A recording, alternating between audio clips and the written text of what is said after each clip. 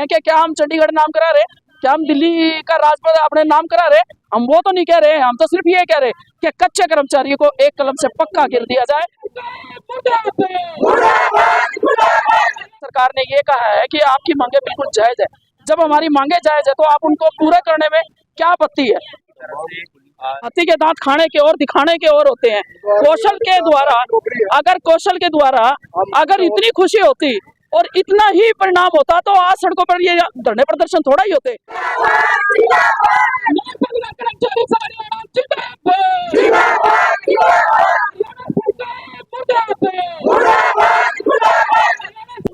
आज 3 साल से हम सड़कों पे हैं और चिट्ठी पत्र के माध्यम से हम चाहते हैं कि बार बार हमारे को ना यहाँ उतरना पड़े।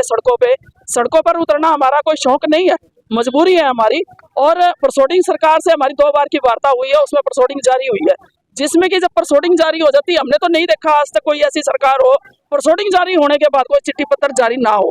अगर कोई चिट्ठी पत्र के माध्यम से अगर हमारा कोई कार्य शुरू हो जाता है या हमारे कर्मचारियों को पक्का करने का जो कार्य हम कहते हैं वो शुरू हो जाता, तो हम भी सोचते हैं भाई कहीं ना कहीं सरकार हमारे हित में है, हमारे हक और अधिकारों का कहीं ना कहीं इनको भी भरोसा होता हमारे को भी। लेकिन सरकार हमारे साथ क्या कर रही है? विश्वासघात का काम कर रही है। हमारी मांगे ये है कि कौशल रोजगार विभाग सबसे पहले तो उसी को बंद किया जाए, फिर पुरानी पेंशन स्कीम जो है उसको लागू की जाए, और कच्चे कर्मचारियों को मुख्य मांग ये हमारी यही है कि कच्चे कर्मचारियों को एक कलम से पक्का किया जाए। आप तो कह रहे हैं कौशल को बंद कर दो, लेकिन कौशल से विदेशों में नौकरियां मिल रही है, वो युवा खुश है। भैया जी, जो हाथी के दांत खाने के और दिखाने के और होते हैं। कौशल के द्वारा अगर इतनी खुशी होती और इतना ही परिणाम होता तो आज सड़कों पर ये धरने प्रदर्शन थोड़ा ही होते। हम ये कह रहे हैं कि आप भर्ती कीजिए, शौक से कीजिए, लेकिन इस कौशल रोजगार विभाग को बंद करके जो पुरानी प्रक्रिया है उसके द्वारा भर्ती कीजिए, ना कि ये जो जहर बच्चों के बीच में आप घोल रहे हो ना। आज एक एसडीओ एसडीएम अगर वो लगता था तो कहीं ना कहीं 30, 35, 40 हजार तक सैलरी वो शुरुआत में लेता था। आज ज्ञापन देने पहुंचे हैं यहाँ पे। आज हमारा जो ये ज्ञापन है हमारे विधायक जी के नाम है। हम करनाल के वासी होने के नाते भी हम ये अपील कर रहे हैं करनाल वासियों से भी और अपने विधायक से भी कि समय रहते हमारी बातों पर ध्यान दें और हमारे चिट्ठी पत्र माध्यम से हमारे कर्मचारियों को पक्का करें, कौशल रोजगार विभाग को बंद करें, पुरानी पेंशन स्कीम बहाल करें। और नहीं है अगर सक्षम है, और हमारा एक जो गुरुग्राम के अंदर 3480 कर्मचारी हमारे जो बाहर निकाले हैं उनको सिरे से विभाग के रोल पर लेते हुए उनको नौकरी की बहाली करें। आज करनाल और पानीपत की बारी थी। आज हमने अपने विधायक को यहाँ भी हम ज्ञापन देने पहुंचे हैं। अगर विधायक जी हमारे इन ज्ञापनों के माध्यम से हमारी मांगों को लागू करने की जो प्रक्रिया वो शुरू करती है तो ठीक है, नहीं तो नगर पालिका कर्मचारी संघ हरियाणा एक कड़ा फैसला लेगा जिसका खामियाजा सरकार को भुगतना होगा।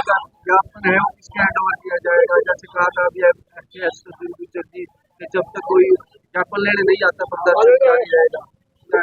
तो हमारा तो ये देखो बनता है कि जब तक हमारा कोई ज्ञापन नहीं लेने आता तो हम तो डटे रहेंगे, हम पीछे नहीं हटेंगे।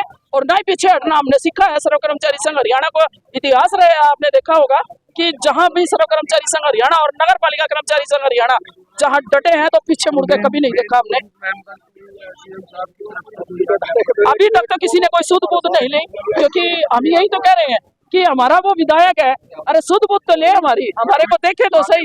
किस तक हमारे को कोई समय नहीं मिला और 2 बार की वार्ता हमारे साथ सरकार की हुई है, जिसमें हमारी मांगों को लेकर सरकार ने ये कहा है कि आपकी मांगे बिल्कुल जायज है।